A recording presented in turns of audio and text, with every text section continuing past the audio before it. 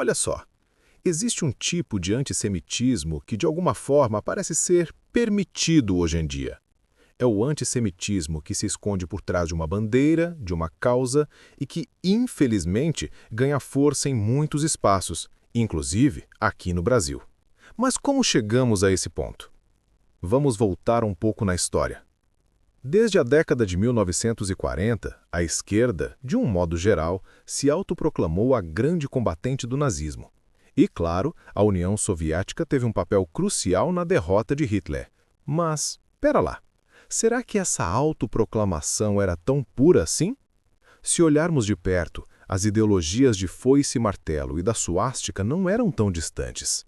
Na verdade, suas práticas, suas ideias, suas consequências, muitas vezes foram assustadoramente parecidas ou até piores, se fizermos uma análise sincera do século XX.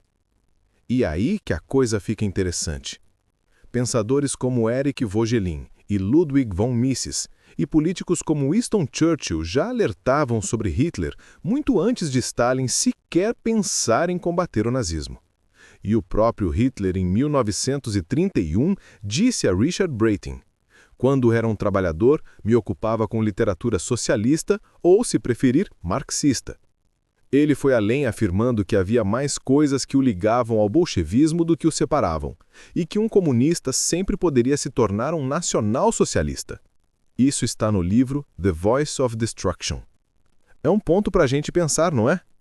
Pois bem, depois da fundação moderna de Israel, em 1948, com sua escolha pela democracia ocidental, já era questão de tempo para os comunistas começarem a atacar o novo país. E foi exatamente o que aconteceu. Embora Stalin tenha apoiado Israel no começo, em 1949, a URSS já acusava Israel de ser um Estado sionista. E esse termo, sionismo, é a chave aqui. Ele se tornou a desculpa perfeita, a terminologia exata para os ataques dos neo-soviéticos, seja no Brasil, na Europa ou nos Estados Unidos. Aqueles que se diziam defensores dos judeus, de repente passaram a odiar Israel, usando desculpas que iam além da raça, envolvendo cultura, geopolítica e o alinhamento com o Ocidente. O comunismo, apesar de toda a propaganda contra o racismo, produziu manifestações concretas de antissemitismo político e institucional no século XX. Na União Soviética, por exemplo, depois de 1948, Stalin liderou campanhas que disfarçavam o preconceito sobre o manto do antisionismo. Escritores e intelectuais judeus foram perseguidos, o Comitê Judaico Antifascista foi dissolvido e seus líderes executados. Teve até o famoso Caso dos Médicos, em 1952, uma conspiração judaica inventada para assassinar dirigentes soviéticos. É algo que vale a pena pesquisar a fundo. No mesmo embalo, a Tchecoslováquia encenou o julgamento Slansky, onde 11 comunistas, a maioria judeus, foram executados sob acusações de sionismo. Percebem? O sionismo virou a desculpa histórica da esquerda para perseguir judeus. Essas ações eram um uso instrumental do antissemitismo. Serviam para purgar opositores, limitar os judeus e suas características históricas e, claro, reforçar o poder dos líderes, camuflando um preconceito étnico como zelo ideológico. E não parou por aí. Fenômenos semelhantes se repetiram em outros regimes do bloco soviético. Na Polônia, em 1968, uma campanha antisionista após a Guerra dos Seis Dias virou um expurgo antissemita em larga escala, com milhares de judeus expulsos de universidades e cargos públicos.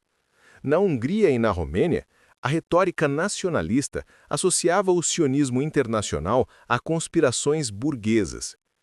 Ou seja, por mais que o comunismo falasse em igualdade, a lógica autoritária e o oportunismo político sempre encontravam um jeito de reintroduzir o antissemitismo como ferramenta de poder, transformando o inimigo de classe em inimigo étnico quando era conveniente. E hoje, infelizmente, assistimos a tudo isso de novo. No Brasil, a Universidade Federal do Rio Grande do Sul, a URGS, foi palco de uma manifestação em apoio à Palestina. Mas o que se viu ali, na prática, foram discursos em defesa do Hamas, cantos antissemitas e apoio aberto ao terrorismo. O combate, eles diziam, era contra o sionismo de Israel.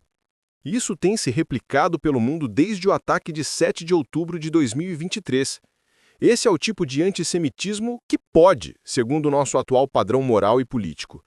Quando a desculpa se aloja em um sionismo qualquer, a repulsa e a pregação da supressão judaica são autorizadas como uma forma de protesto democrático. É irônico, não é? Nunca tivemos tantos antinazistas nas universidades que, ao mesmo tempo, odeiam os judeus dessa maneira. Claro, nem todo socialista concorda com essa radicalização, mas o silêncio oportuno diante do absurdo já os torna cúmplices, não meros inocentes. Esta semana, por exemplo, na Faculdade de Direito da USP, estudantes se mobilizaram para cancelar a palestra de André Leist, um cientista político judeu, CEO do Stand With Youth Brasil. Adivinham do que o acusaram? Exato, sionismo. A história se repete e a desculpa também. Fico com a sensatez do professor Alain Besançon, que em seu livro A Infelicidade do Século disse: a amnésia do comunismo e a memória do nazismo se exasperam mutuamente quando a simples e justa memória basta para condená-los a um e outro. A esquerda radical, por melhor que seja sua propaganda, não consegue resistir a uma análise sincera de suas ideias e ações. A suposta defesa dos direitos palestinos muitas vezes não passa de uma vaga desculpa para suas reais intenções políticas, a revolução, a tomada do poder, a imposição de seus ideais. Se amanhã a Palestina se alinhar à democracia liberal, a esquerda rapidamente ajustará seu discurso para torná-la má, para combater sua existência.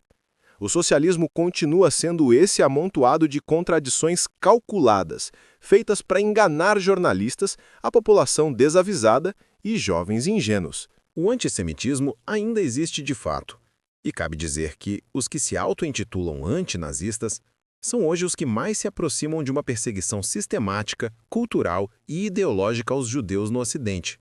Como Hitler mesmo admitiu, aprendi muito com o marxismo. Talvez o contrário seja mais verdadeiro do que o nosso mainstream socialista é capaz de admitir. Meu nome é Misael Xavier, e esse foi mais um episódio do podcast de notícias da Closer Brasil. Se você chegou até aqui, é porque realmente se importa com informação de qualidade. E é exatamente por isso que criamos este espaço. Para quem não se contenta com manchetes superficiais e quer entender o que realmente está acontecendo no mundo. Aqui na Closer Brasil, nossa missão vai muito além de apenas informar. Todos os dias, mergulhamos fundo nos bastidores da política, da tecnologia, da economia e dos acontecimentos que estão moldando o nosso futuro. Trazemos análises exclusivas, contextos que você não encontra em outros lugares e uma visão completa dos fatos que realmente importam. Se você acredita que estar bem informado é fundamental para tomar melhores decisões e entender o mundo ao seu redor, este é o seu lugar. Com apenas 2 cliques, você pode se inscrever no canal e ativar o sininho das notificações.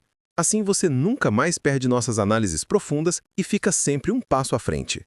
Não deixe que as informações mais importantes passem despercebidas.